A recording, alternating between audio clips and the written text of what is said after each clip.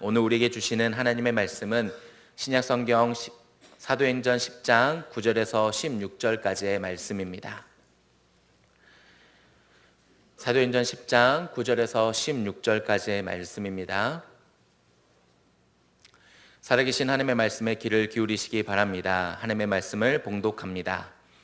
이튿날 그들이 길을 가다가 그 성에 가까이 갔을 그때에 베드로가 기도하려고 지붕에 올라가니 그 시각은 제6시더라.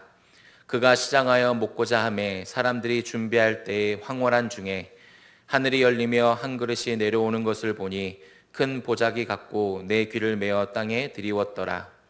그 안에는 땅에 있는 각종 네 발 가진 짐승과 기는 것과 공중에 나는 것들이 있더라.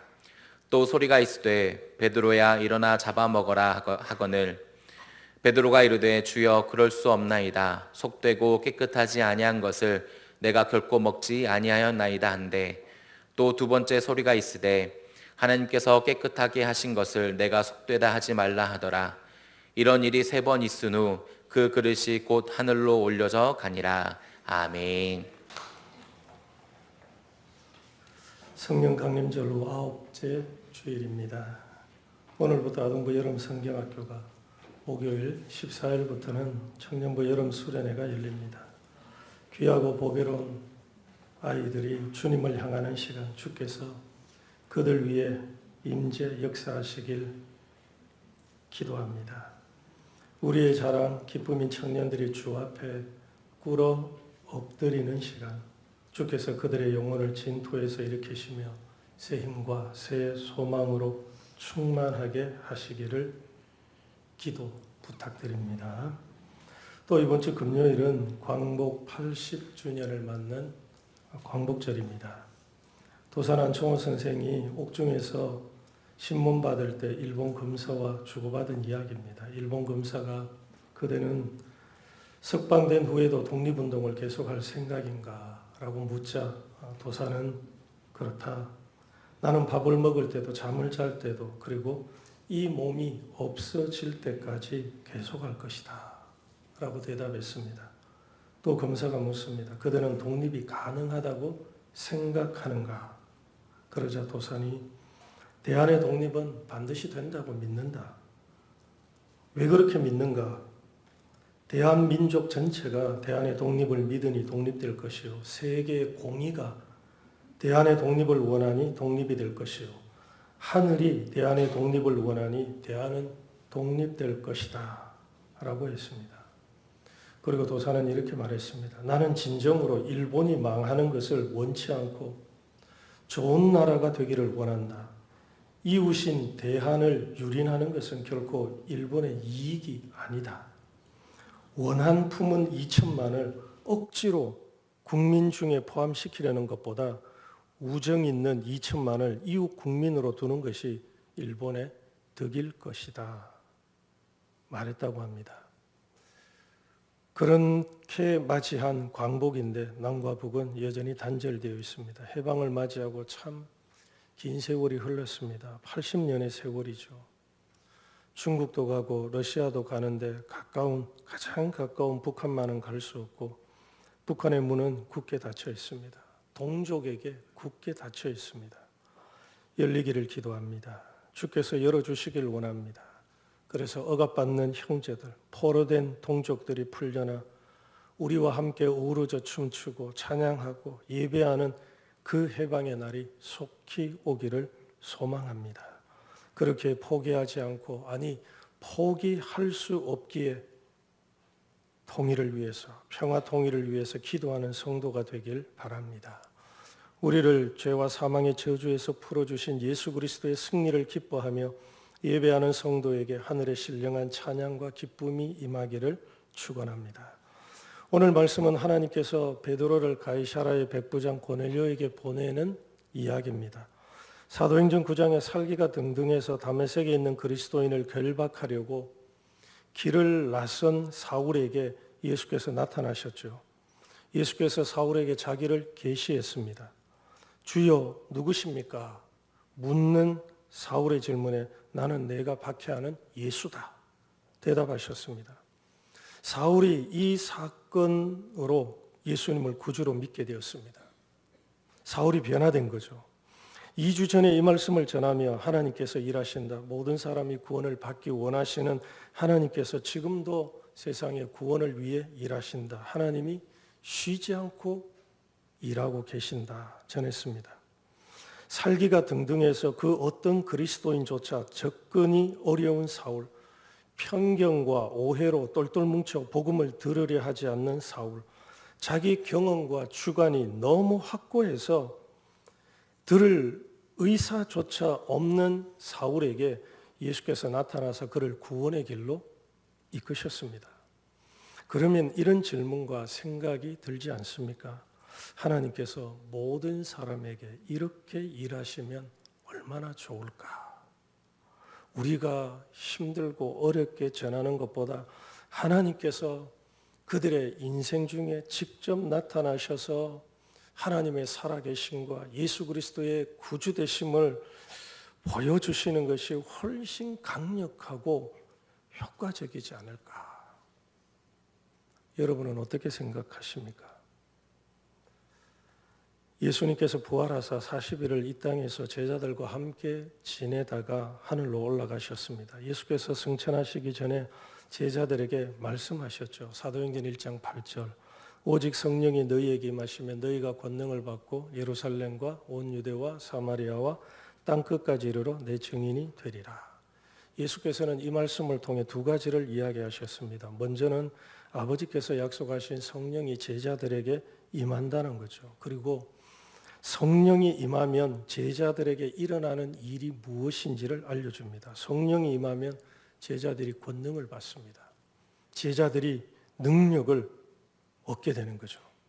그리고 제자들이 예루살렘과 온 유대와 사마리아와 땅끝까지 이르러 예수의 증인이 되게 됩니다. 예루살렘과 온 유대와 땅끝까지 가는 주체가 누구인가요? 너희들, 예수의 제자들이죠. 예수께서 자신이 부른 제자들, 교회가 예루살렘에서 시작해서 땅끝까지 가서 내 증인이 되어야 한다 하셨습니다. 예수께서 주시는 생명의 복음, 구원의 복된 소식을 전하고자 땅끝까지 가야 하는 주체는 너희들 예수를 주님으로 믿고 따르는 우리입니다. 하나님께서 그의 제자를 통해 세상을 구원하십니다. 이것이 하나님의 계획이고 뜻입니다. 왜 그렇게 해야 합니까? 라고 묻는다면 이것은 하나님의 방법이고 하나님의 주권입니다. 하나님께서 세상을 사랑하사 독생자를 보내어 세상을 구원하기로 하셨습니다. 하나님의 뜻이며 하나님의 방법이죠. 하나님께서 그 아들을 믿는 사람들 땅끝까지 보내어 구원의 소식을 전하기로 작정하셨습니다. 어떤 사람이 내게도 사울처럼 예수님의 현현이 나타난다면 그러면 나도 정말 예수님을 확실하게 분명하게 잘 믿고 따를 것 같은데요 라고 말합니다. 물론 그것이 하나님께서 역사하는 특별한 방법이기도 합니다. 그러나 하나님께서는 그의 백성 교회가 세상에 복음을 전하는 주체가 되게 하셨습니다. 하나님께서 그의 제자들이 가는 곳에 함께 하시고 그의 제자들이 입을 열어 복음을 전할 때 함께 일하시는 거죠. 그래서 예수의 제자들 교회가 세상에 복음을 전하는 하나님의 통로, 축복의 통로입니다. 주님께서 그 제자들을 통해 복음을 전하기로 결정하신 겁니다. 그렇게 하겠다 하신 거죠. 그렇기에 우리가 예루살렘과 온 유대와 사마리아와 땅끝까지 가야 합니다. 그렇지 않고 사울에게 나타난 예수님의 현현, 그 신적 신비한 현상과 이런 것을 바라는 것은 어리석은 것입니다. 주님의 직접적이고 신비한 역사와 은혜만을 추구하고 복음을 전하지 않는 것은 하나님의 방법이 아닙니다. 주님은 우리에게 가라고 하셨습니다. 복음을 전하러 가라 하셨죠. 마태복음 28장에도 그러므로 너희는 가서 모든 민족을 제자로 삼아라고 하시죠. 가장 먼저 나오는 것이 그러므로 너희는 가라라고 하시죠. 마가복음 16장에서도 또 이르시되 너희는 온 천하에 다니며 만민에게 복음을 전파하라 하십니다. 너희가 다니라고 하시죠. 예수님의 명령은 가라에 있습니다. 그냥 가는 것이 아니죠. 예수의 증인으로 예수께서 주신 구원의 복음을 들고 가라 하십니다. 그러므로 하나님께서 세상을 구원하는 방법이 무엇입니까? 예수의 제자들 우리입니다.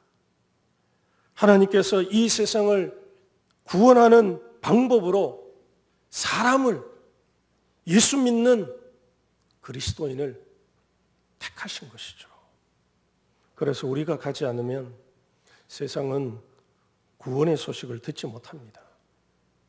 우리가 입을 열어서 전하지 않으면 세상은 기쁜 소식, 죄와 사망에서 벗어나 자유와 영생에 이를 수 있는 그 놀라운 소식을 그들은 듣지 못합니다. 이처럼 세상을 구원하는 방법이 제자들, 교회입니다. 아버지께서 우리가 가도록 예수의 증인이 되는 삶을 살도록 성령을 주셨습니다. 성령께서 우리에게 임하신 주요한 목적 중에 하나가 우리가 예수의 증인 되도록 도우시는 겁니다. 우리에게 임한 성령님은 제자들이 용기, 지혜와 담대함을 가지고 세상으로 나아가 복음을 전하도록 도와주십니다. 우리가 그리스도의 증인으로 살도록 임하셔서 설득하시는 분이 성령이십니다. 오늘 말씀에 하나님께서 환상을 통해 베드로가 이방인 고넬료에게 복음을 전하게 만드시죠. 베드로가 제6시 기도 시각에 되어 지붕에 올라가 기도하고 있었습니다. 그때 하나님께서 베드로에게 환상을 보여주며 말씀하셨습니다. 고넬료도 하나님께 항상 기도하는 사람이었는데 그는 제9시쯤 되어 환상을 보았습니다. 그때 고넬료가 기도하고 있었을 것입니다. 기도는 하나님께서 역사하는 주된 통로입니다. 기도는 하나님의 역사와 일을 우리에게 보이시고 이루시는 은혜와 능력의 통로입니다. 고넬료도 기도의 사람이고 베드로도 기도의 사람이죠. 하나님께서 기도하는 사람에게 자신을 나타내시며 그가 해야 할 일을 보이고 인도해 주십니다. 우리는 고넬료와 베드로처럼 정한 시각에 기도의 습관이 있어야 합니다. 모든 일을 제쳐주고 하나님을 찾고 구하는 시간이 있어야 합니다. 하나님께서 기도하는 사람을 찾으십니다. 여러분, 베드로와 고넬료는 정한 시간이 있었습니다. 오늘 6시, 제9시 이렇게 정한 시간에 하나님께 나아가서 하나님 앞에 자신의 사정을 아뢰고 하나님의 음성 듣기를 구하고 하나님을 바라며 그분을 향하였습니다. 우리가 기도하느냐 물으면 우리는 이렇게 주로 이야기하죠. 무시로 기도합니다. 언제든지 기도합니다. 라고 말하는데요. 여러분, 정확하게 여러분이 하루에서 일정한 시간 하나님께 기도하기로 작정하고 하나님을 바라고 그분을 향해서 내 마음을 올려드리고 그분의 음성을 듣는 정한 시간이 있나요? 시간 있으면 하고 시간 없으면 못하고 바쁘면 못하고 이렇게 대부분 기도 생활을 한다는 거죠. 그런데 성경에 나타나는 믿음의 사람들, 의인들, 경건한 사람들은 그렇게 기도하지 않았습니다. 그리고 우리 믿음의 선진들도 그렇게 기도하지 않았습니다. 경건한 사람으로서 하나님 앞에 이 하루 일정한 시간, 은밀한 골방의 시간을 가지며 주님 앞에 자신을 올리고 주님을 향하는 기도의 정한 시간을 가졌다는 거죠. 이런 기도의 사람을 하나님께서 찾으십니다. 이런 정한 기도의 시간을 통해서 그 기도가 하나님 앞에 올려지고, 그래서 그 기도가 그의 삶을 녹여 영적인 사람이 되면 그때부터 영적인 단계가 무시로 깨어 기도해도 하나님과 영적 교통이 일어나는 그런 단계가 되는 것이지, 이런 정한 시간에 기도하는 이 경건의 훈련과 경건의 연습이 없이 나는 수시로 기도하고 깨어 기도하고 뭐 되는 대로 기도한다라는 것은 기도의 사람들, 믿음의 사람들이 행한 모습이 아니라는 거죠. 그러면 생각해 보십시오. 여러분, 하루에, 일주일에 일정한 시간 딱 정해놓고 이 시간은 하나님과 나와 대화하고 그분을 향하는 시간, 그분을 듣는 시간, 그렇게 해서 기도하나요? 이런 경건의 시간이 여러분에게 고정적으로 있나요? 아멘 하시는 분이 복 받으시는 겁니다. 진짜 그렇게 하시니까요. 하나님께서 이렇게 기도하는 사람을 찾으시는 거죠. 그런데 언제부턴가 우리 그리스도인들의 기도 생활이 이런 식으로 변질된 거죠. 일정한 시간, 하나님 앞에서 은밀한 골방에 시간을 갖는 게 아니라 되면 하고 안 되면 안 되고, 뭐 바쁘면 길을 걸어가면서 대충 하고. 기도의 사람 이엔 바운즈가 기도의 불변거에서 이런 이야기를 합니다. 전능하신 하나님의 모든 계획과 목적을 이루기 위해서는 기도의 사람들이 반드시 있어야 한다.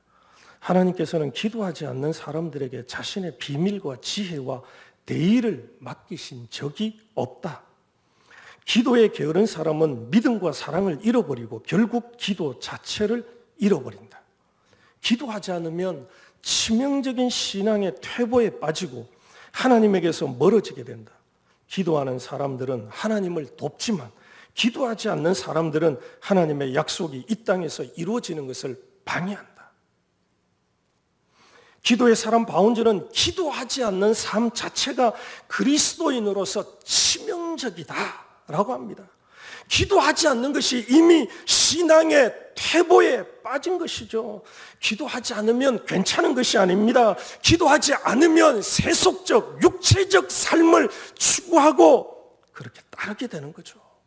기도하지 않으면 공중의 권세 잡은 자 악한 영과의 전쟁에서 무기를 잃어버린 것과 같습니다. 무기를 빼앗긴 것과 같습니다. 그러므로 기도의 훈련, 그것도 정한 시각에 기도하는 경건의 훈련을 해야 합니다. 고넬료와 베드로가 기도하는 사람이었다라고 할 때는 이렇게 하나님 앞에서 그의 삶 속에서 하루 일정한 시간, 정한 시간에 하나님을 바라며 그분 앞에 엎드리는 사람이었다는 거죠. 이렇게 기도하는 사람에게 하나님께서 환상을 보여주시고 자신의 뜻과 계획을 알려주시는 거죠. 하나님께서 기도할 때 베드로에게 환상을 보여주시죠. 하늘이 열리고 그릇이 하나 내려옵니다. 그 그릇에 땅에 있는 네 발 가진 짐승 기는 것, 공중을 나는 새들이 뒤섞여 있었습니다. 베드로에게 들려오는 하늘의 소리가 베드로야 일어나 잡아 먹어라 였습니다. 베드로는 그릇에 담긴 생물들의 정체를 즉각 파악했을 겁니다. 거기는 유대의 율법에서 부정한 것으로 낙이 찍힌 생물들이 들어있었습니다. 그 부정한 것을 잡아 먹으라 합니다. 베드로가 주님의 음성에 어떻게 응답했을까요? 14절입니다. 14절을 같이 봉독하겠습니다. 시작.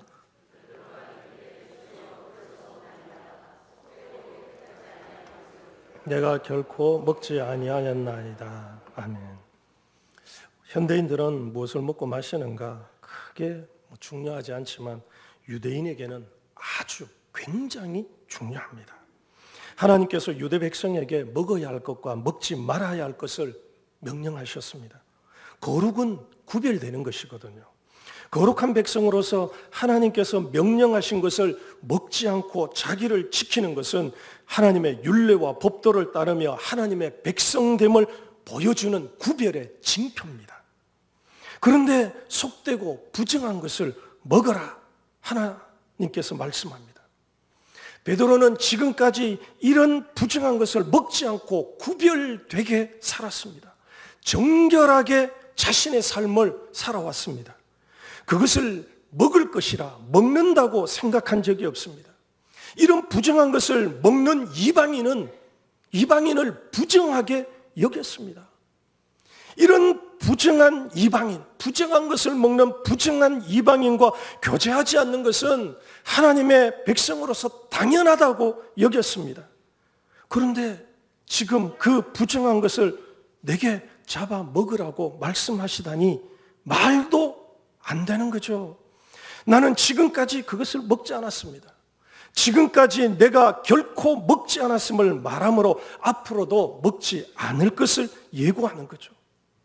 이 일이 3번이나 반복되었습니다. 베드로가 주님이 말씀하시니 제가 순종하겠습니다. 주님, 제가 잡아먹겠습니다. 말했다면 3번 반복할 필요가 없죠. 베드로가 하늘에서 소리가 들릴 때마다 매번 주님, 그럴 수 없습니다. 어떻게 그럴 수 있습니까? 못합니다. 안 됩니다. 자기 뜻과 의지를 명확하게 피력한 거죠. 하나님의 음성을 완강하게 거절했습니다. 이 사건이 교회사에서 얼마나 중요한 것인지 베드로가 사도행전 11장에도 예루살렘에 가서 이 사건을 설명합니다. 그리고 사도행전 15장에서도 교회 회의가 열렸을 때 베드로가 이 사건을 언급합니다. 예수께서 제자들에게 예루살렘과 온 유대와 사마리아와 땅끝까지 이르러 내 증인이 되라고 하셨죠. 그러면 땅끝까지 이르러 복음의 증인이 되는 것에 장애가 무엇인가요? 그 장애물이 있다면 무엇일까요? 이방인이 복음을 전하는 것에 장애물이 아니죠. 그러면 땅끝까지 이르러 복음의 증인되는 것에 장애가 되는 이는 베드로, 제자들이죠. 제자들이 확고하게 문빗장을 걸어두고 있습니다. 우리는 결코 이방인에게 복음을 전할 수 없다. 어떻게 저런 부정한 사람에게 가서 복음을 전하고 교제할 수 있는가? 저런 사람과는 절대 상종할 수 없다는 베드로 자신이 땅끝까지 복음을 전하라는 예수님의 명령에 장애물이죠. 복음을 전해야 하는 그들 자신이 복음의 장애물이 되었습니다. 뚜렷한 주관, 많은 경험, 전통을 고수하는 제자들이 만민에게 복음을 전하는 주님의 말씀을 가로막는 장애물입니다.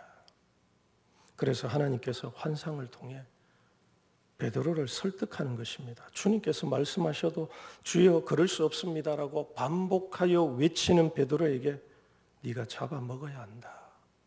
설득하시는 거죠. 3번을 반복해서 베드로에게 네가 잡아먹어라 말씀하시죠. 그렇게 베드로가 이방인에게 복음을 전하게 만드셨습니다. 베드로가 예루살렘 교회에 올라가서 누구를 설득합니까? 유대 그리스도인들을 설득합니다. 유대 그리스도인들, 할례를 받은 그리스도인들이 베드로를 비난했습니다. 부정한 이방인 어떻게 사귈 수 있는가? 부정한 이방인 집에 가서 먹고 마시고 복음을 전했다고 비난한 거죠. 그때 베드로가 하나님께서 보여주신 환상과 이방인에게 임한 성령의 역사를 할례자들에게 설명하였습니다. 그들에게 하나님의 뜻이 무엇인지를 알리고 그들을 설득한 거죠. 그래서 이방인들을 향한 선교의 역사가 비로소 시작됩니다. 하나님께서 환상을 통해 베드로를 설득하고 베드로가 교회에 설명하고 설득하죠. 하나님께 엎드려 기도하면 하나님께서 자신의 마음과 자기 뜻을 보이시며 우리가 그렇게 살도록 이렇게 설득하시는 겁니다.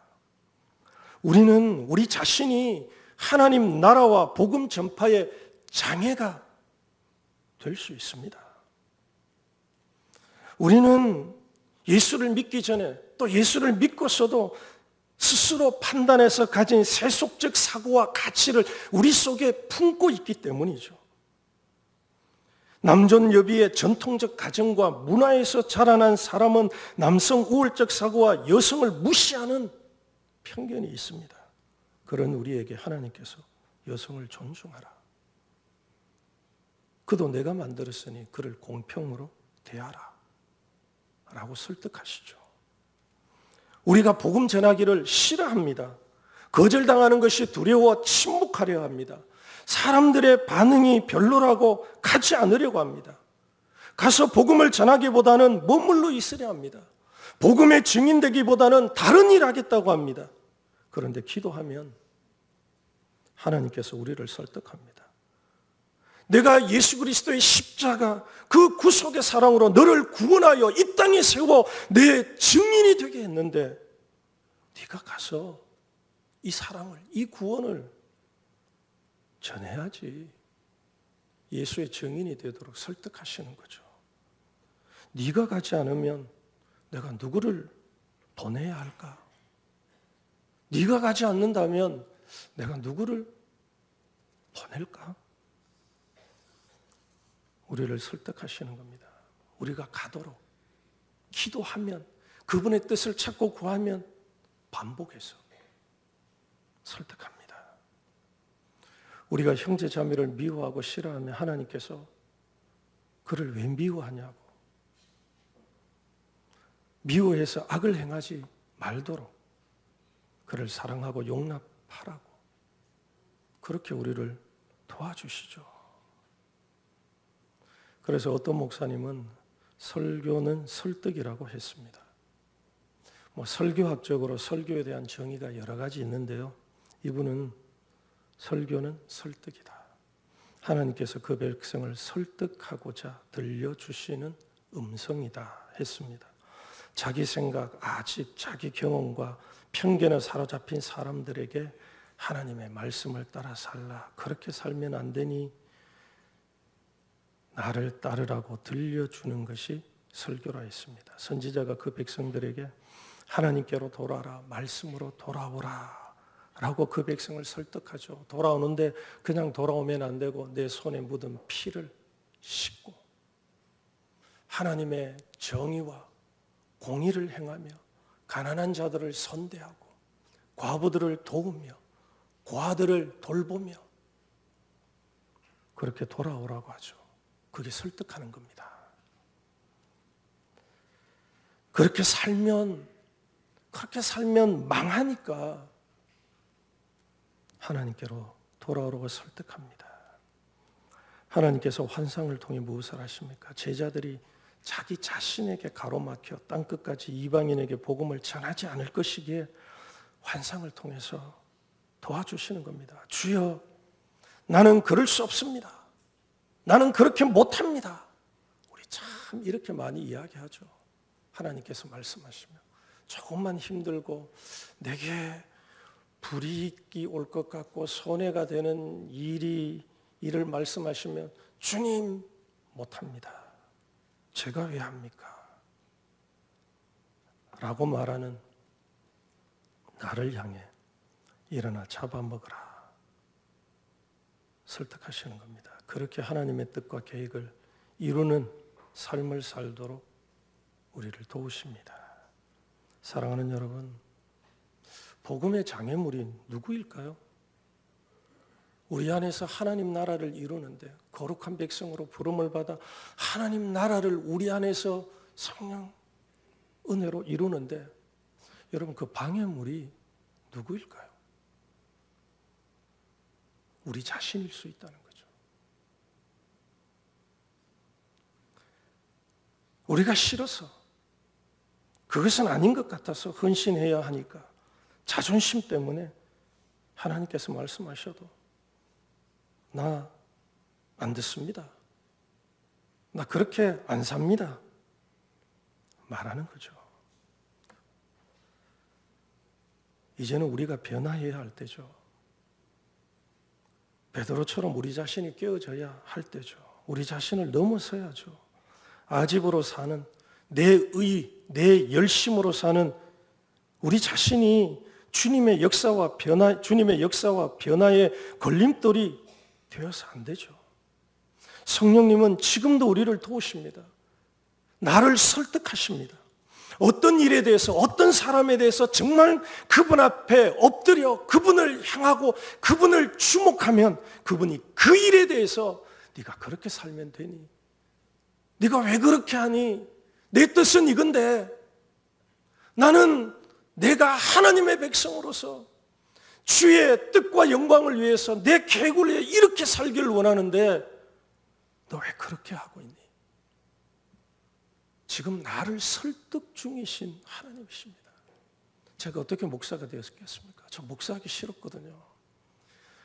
기도하면 하나님이 자꾸 설득하시는 거죠. 안 가면 안 되도록 자꾸 설득하시는 거죠. 그래서 여기까지 온 겁니다. 때로는 하기 싫은 일에 대해서 주님 말씀하시면 저도 못해요 라고 말합니다. 그럼 하나님이 설득하십니다. 이 앞에 와서 엎드리고 하나님을 향할 때마다 주님이 야, 너 왜 그러니? 그래서 안 되잖아. 네가 내 자녀로서 그렇게 하면 안 되는데 왜 그러니? 네가 나를 위해서 이 일을 해야지. 그렇게 저를 설득하십니다.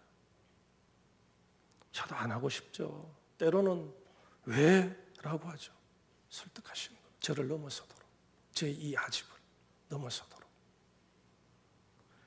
그래서 기도하면 하나님이 우리를 그의 뜻 가운데서 우리를 설득하시는 거예요. 네가 가야 하지 않겠니? 네가 그렇게 부름받은 백성으로 살아야 하지 않겠니? 그래서 기도하는 사람이 영의 사람입니다. 기도하지 않는 사람이 이미 그 신앙의 토대가 무너진 사람이 되는 거죠. 하나님께서 여러분에게 뭘 설득하고 있을까요? 기도해 보십시오. 설득하고 계십니다. 그러므로 이제 우리 자신이 하나님 나라와 역사의 장애물이 되지 않도록 그 장애를 걷어내야 합니다. 그래서 주님의 뜻에 순종하여 세상을 향한 하나님의 구원과 섭리를 이루는 성도요 교회가 되기를 축원합니다. 기도하겠습니다. 오늘 말씀을 기억하며 기도하겠습니다. 두 가지를 기도하겠습니다. 첫 번째로는 우리 광복 80주년을 맞습니다. 하나님, 우리 북녘 땅의 형제들 기억하시고 그 땅의 멍에를 풀어주시도록, 종의 멍에를 풀어주시도록, 그래서 남과 북이 평화 공존, 평화 통일, 복음 통일의 역사로 나아갈 수 있도록 주님 도와주십시오. 첫 번째로 이 나라를 위해 기도하겠습니다. 두 번째로는 우리 중곡동교회 예배당 건축을 위해서 기도하겠습니다. 하나님 시작하게 하셨으니 순적히 이루어지게 도와주십시오. 그러나 우리가 행하는 삶 속에 시련과 환난이 오더라도 예수를 믿는 믿음으로 담대하게 나아가 승리하게 도와주십시오. 이 두 가지 기도 제목으로 우리 주님 앞에 1, 2분 소리내어 기도하겠습니다. 거룩하신 하나님, 오늘도 저희를 불러 우리의 왕이신 하나님을 예배하게 하시니 감사합니다. 하나님, 이 시간 제 목소리를 높여 주님을 높입니다. 왕이신 우리 하나님을 노래합니다. 그 이름을 송축합니다. 하나님, 참으로 이 시간 하나님을 향한 간절한 기도로 함께 힘을 모으며 나아갑니다. 주님, 우리의 예배 가운데 함께하여 주십시오. 그리고 주님, 이 시간 주의 말씀을 기다립니다.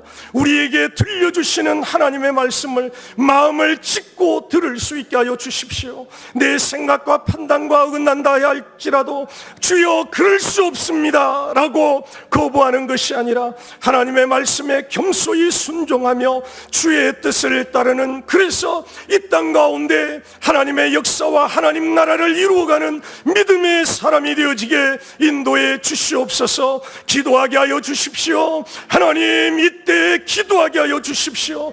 정한 시간에 하나님 앞에 점으로 주님과 교제하는 경건한 기도의 사람들, 영의 사람들이 우리 가운데 일어나게 주님 인도해 주시옵소서. 특별히 하나님, 광복 80주년을 맞이하며 이 나라 이 민족을 위해 기도합니다.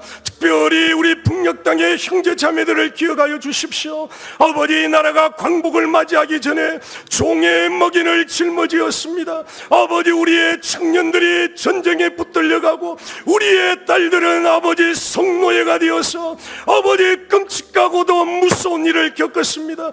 우리의 식량은 약탈당하였고 하나님, 우리의 말은 잃어버렸고 우리가 예배해야 할 예배의 자유마저도 하나님 천황을 섬기도록, 우상을 섬기도록 강요받았습니다.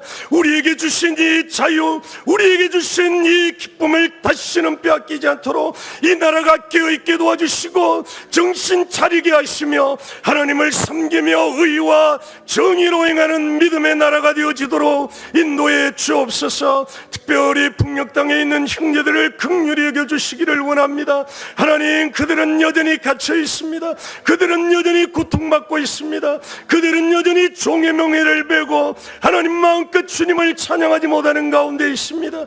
하나님, 북녘 땅을 열어주십시오. 아버지, 주님의 도구로 우리 고레스와 같은 믿음 아버지 사람을 사용하셔서 하나님 그 땅이 열려지게 하여 주시옵소서.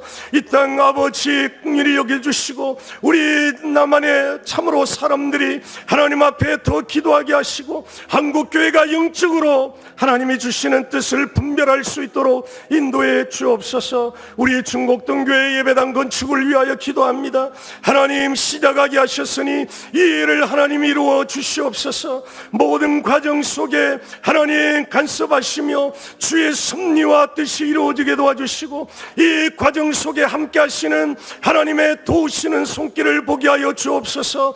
어려움을 처할수록 오히려 그 일을 통해 우리와 함께 하시는 하나님의 살아계심을 체험하는 우리 중곡동 교회 되게 하여 주옵소서. 이 일을 위하여 기쁨과 자원함으로 헌신하며 주를 향하여 즐거이 드리며 기도하는 믿음의 사람들을 통하여 하나님 이 일을 이루어 주시옵소서. 예수님 이름으로 기도합니다. 아멘.